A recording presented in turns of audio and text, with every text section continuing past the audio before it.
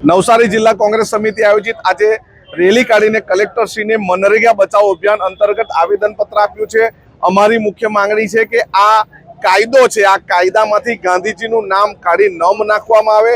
આ કાયદો છે, આ કાયદામાં 100 દિવસની ફરજિયાત મજૂરી આપવાની છે મજૂરોને, એ પણ મજૂરો જ્યારે માંગે ત્યારે, પરંતુ નવા કાયદામાં કેન્દ્ર સરકાર જ્યારે ઈચ્છે ત્યારે મજૂરોએ કામ કરવાનો એ ઉમેર્યું છે, એનો અમે વિરોધ કરીએ છીએ।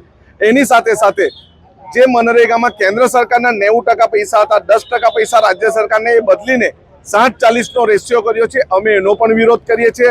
અને મજૂરોને પોતાના જ ગામમાં મજૂરી ઈચ્છે ત્યારે 100 દિવસની ફરજિયાત મળે એ પણ કાયદો યથાવત રાખવાની અમે માંગણી કરી છે।